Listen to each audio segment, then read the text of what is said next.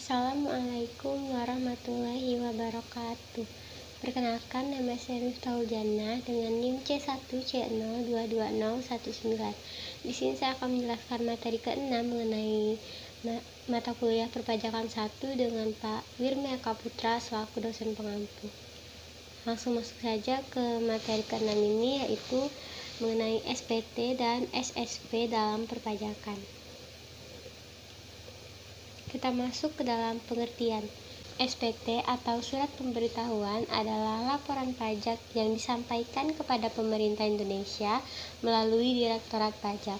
Ketentuan mengenai SPT ini diatur dalam Undang-Undang Nomor 28 Tahun 2007 tentang Ketentuan Umum dan Tata Cara Perpajakan. Dalam undang-undang tersebut ditegakkan bahwa pemerintah mengharuskan seluruh wajib pajak untuk melaporkan SPT-nya sesuai dengan ketentuan yang berlaku. Selanjutnya kita akan membahas mengenai macam-macam dari SPT ini.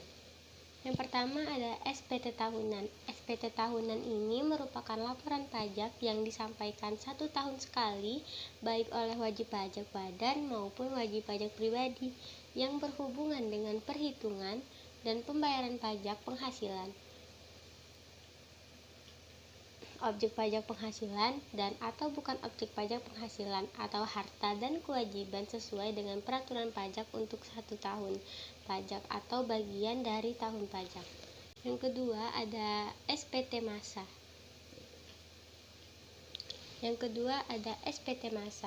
SPT masa ini di Indonesia terdapat 10 jenis. Yang SPT masa tersebut dinamakan berdasarkan dengan norma pasal, di mana aturan pajak tersebut diatur dalam 10 jenis SPT masa, yaitu saya masukkan 2 di sini. Ada 1 PPh pasal 26 pajak yang dikenakan atas penghasilan yang diterima atau diperoleh orang pribadi sehubungan dengan pekerjaan, jasa, jabatan, dan juga kegiatan. Yang kedua ada PPh pasal 22 pembentukan bentuk pemotongan atau pemungutan pajak terhadap wajib pajak dan berkaitan dengan kegiatan perdagangan barang. Yang ketiga ada PPh pasal 23 ayat 26 pajak penghasilan yang berasal dari transaksi badan usaha pengusaha kena pajak atau PKP sesuai ketentuan Undang-Undang Pajak Penghasilan. Yang keempat ada PPh pasal 25 aturan tentang bagaimana wajib pajak mengangsur kewajiban pajak di muka sehingga wajib pajak tidak mempunyai beban utama pajak ketika batas waktu penyampaian surat pemberitahuan tahun pajak penghasilan. Yang kelima ada PPh pasal 4 ayat 2. Disebut juga PPh final atau pajak yang dikenakan pada wajib pajak badan maupun wajib pajak pribadi atas beberapa jenis penghasilan yang mereka dapatkan dan pemotongan pajaknya bersifat final atau final. Yang keenam ada PPh pasal 15 jenis pajak penghasilan yang dikenakan ke wajib pajak bergerak pada industri pelayaran penerbangan internasional dan juga perusahaan asuransi uang. Yang ketujuh ada PPN atau pajak pertambahan nilai, pajak yang dikenakan atas setiap pertambahan nilai atau barang dan juga jasa dalam peredarannya dari produsen ke konsumen. Yang kedelapan ada PPN bagi pemungut. 9 ada PPN bagi pengusaha kena pajak pedagang eceran yang menggunakan nilai lain sebagai dasar pengenaan pajaknya. Terus yang ke-10 pajak penjualan atas barang mewah. Selanjutnya kita masuk ke dalam fungsi dari SPT. Yang pertama di sini ada fungsi bagi wajib pajak ya kita. Bagi setiap wajib pajak, SPT memiliki fungsi sebagai suatu sarana untuk melaporkan pertanggungjawaban atas penghitungan jumlah pajak seperti pembayaran ataupun pelunasan pajak yang telah dilaksanakan sendiri melalui pemotongan atau pemungutan pajak yang dilakukan oleh pihak lain. Lalu yang kedua ada bagi pengusaha kena pajak atau PKP. Bagi pengusaha kena pajak ini, SPT memiliki fungsi sebagai suatu sarana untuk melaporkan dan mempertanggungjawabkan kewajiban pajaknya, di mana ini meliputi setiap penghitungan jumlah PPN dan juga PPNPM. Yang ketiga ada fungsi SPT bagi pemotong ataupun pemungut pajak. SPT ini memiliki fungsi sebagai sarana untuk melaporkan pajaknya serta memberikan pertanggungjawaban atas kewajiban pajaknya, yaitu yang telah dipotong atau yang telah dipungut oleh pihak lain serta penyetorannya. Yang keempat, ada bagi petugas wajib pajak. Bagi petugas wajib pajak ini, fungsi SPT adalah sebagai suatu sarana untuk menguji kepatuhan wajib pajak. Hal ini ditujukan dalam rangka melaksanakan serta menjalankan fungsi pengawasan. Baik, itu tadi fungsi-fungsi dari SPT. Sekarang kita masuk ke dalam yang wajib mengisi SPT ini. Siapakah yang wajib untuk mengisi SPT? Dalam PPT ini saya menjelaskan bahwa pelaporan SPT pajak tahunan wajib dilakukan oleh semua wajib pajak yang telah berpenghasilan dan memiliki NPWP atau nomor peserta wajib pajak. Nomor pokok wajib pajak. Wajib pajak orang pribadi memiliki batas waktu sampai 31 Maret 2023 untuk melaporkan SPT tahunan miliknya. Hal ini tidak terkecuali bagi mereka yang memiliki penghasilan di bawah penghasilan tidak kena pajak atau PTKP minimal 54 juta per tahun atau 4,5 juta per bulan. Selanjutnya ada pembentukan SPT. Di sini bentuk dan isi SPT untuk masing-masing jenis pajak berbeda satu sama lain, yakni berupa formulir isian. Pembentukan SPT ini ada 4, yaitu yang pertama SPT masa pajak penghasilan atau PPh badan, digunakan oleh badan perusahaan, organisasi atau lembaga untuk melaporkan penghasilan yang diperoleh dan pajak yang harus dibayarkan. Nah, ini contoh formulirnya. Lalu yang kedua ada SPT masa pajak penghasilan atau PPh orang pribadi, digunakan oleh orang pribadi yang menghasilkan penghasilan dari usaha ataupun pekerjaan sesuai dengan ketentuan perpajakan. Ini dia contoh formulirnya.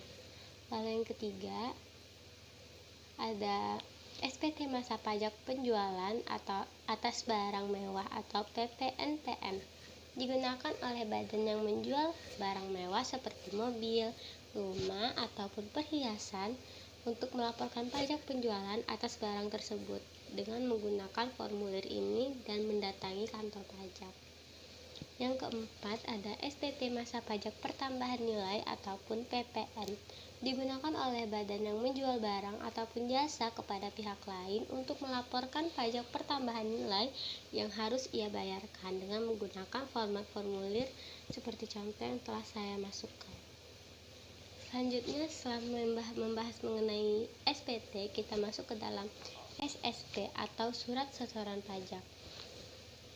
Surat setoran pajak atau SSP adalah bukti pembayaran ataupun penyetoran yang telah dilakukan oleh wajib pajak dengan menggunakan formulir ataupun telah dilakukan dengan cara lain melalui kas negara ke tempat pembayaran yang ditunjuk oleh Menteri Keuangan. Masuk ke dalam fungsi dari SSP.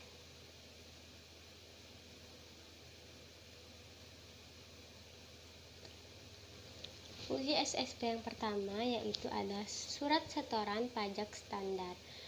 SSP standar merupakan surat yang digunakan oleh wajib pajak untuk melakukan pembayaran atau penyetoran pajak yang terutang ke kantor penerima pembayaran. Surat ini digunakan sebagai bukti pembayaran dengan bentuk ukuran dan juga isi yang telah ditetapkan. Isi dari surat setoran pajak standar ini, lembar pertama untuk arsip wajib pajak, yang kedua untuk kantor pelayanan pajak atau KPP melalui kantor pelayanan pembendaharaan negara atau KPPN, yang lembar ketiga digunakan wajib pajak untuk lapor ke KPP atau kantor pelayanan pajak tadi, yang keempat lembar keempatnya untuk arsip kantor penerimaan pembayaran, dan lembar kelima untuk arsip wajib pungut atau pihak lain sesuai dengan ketentuan perundangan perpajakan yang berlaku. Selanjutnya kita masuk ke fungsi SSP yang kedua, yaitu surat setoran pajak khusus. Ini mempunyai fungsi yang sama dengan SSP standar dalam administrasi perpajakannya. SSP khusus merupakan bukti pembayaran atau penyetoran pajak terutang ke kantor penerima pembayaran yang dicetak oleh kantor penerima pembayaran menggunakan mesin transaksi dan juga alat-alat lainnya isinya sesuai dengan yang telah ditetapkan. Lalu fungsi SSP yang ketiga adalah surat setoran pabean, cukai, dan pajak dalam rangka impor atau SSCP. SSPCP. Surat setoran pabean, cukai, dan pajak dalam rangka impor atau SCCP-CP ini merupakan SSP yang digunakan oleh importir atau wajib pajak dalam rangka kegiatan impor. Surat setoran ini dibuat dalam rangkap 6 dengan peruntukan sebagai berikut. Lembar pertama untuk KPBC melalui penyetor atau wajib pajak. Lembar pertama yang kedua untuk penyetor wajib pajak. Lembar kedua rangkap pertama diperuntukkan bagi KPBC melalui KPPN. Lembar kedua rangkap kedua untuk KPP melalui KPPN. Lalu lembar ketiga untuk KPP melalui penyetor atau wajib pajak, dan juga lembar yang keempat untuk bagian persepsi atau PT Pos Indonesia. Lalu fungsi SSP yang keempat adalah surat setoran cukai atas barang kena cukai dan PPN hasil tembakau buatan dalam negeri atau SSCP. Surat setoran cukai atas barang kena cukai dan PPN hasil tembakau buatan dalam negeri atau SSCP ini merupakan SSP yang digunakan oleh pengusaha untuk cukai atas barang kena cukai dan PPN hasil tembakau buatan dalam negeri. Selanjutnya kita masuk ke dalam batas waktu pembayaran dari SSP. Untuk batas waktu pembayaran sendiri berikut dirangkum beberapa jenis pajak yang menjadi kewajiban wajib pajak untuk dibayarkan. Yang pertama, PPh pasal 4 ayat 2. Pajak yang dipotong oleh pemotong PPh harus disetorkan paling lama tanggal 10 bulan berikutnya setelah masa pajak berakhir. Untuk pajak yang harus dibayarkan sendiri, pajak harus disetor paling lama tanggal 15 bulan berikutnya setelah masa pajak berakhir, atau kecuali ada ketetapan dari Kementerian Keuangan. Yang kedua ada PPh pasal 15. Pajak yang dipotong oleh pemotong harus disetorkan paling lambat tanggal 10 bulan berikutnya setelah masa pajak berakhir. Untuk yang dibayarkan sendiri, maka batas penyetorannya adalah tanggal 15 bulan berikutnya setelah pajak berakhir. Yang ketiga ada PPh pasal 21. Pajak yang dipotong oleh pemotong harus disetor paling lambat tanggal 10 bulan berikutnya setelah masa pajak berakhir. Lalu pasal PPh keempat yaitu pasal 23 dan 26.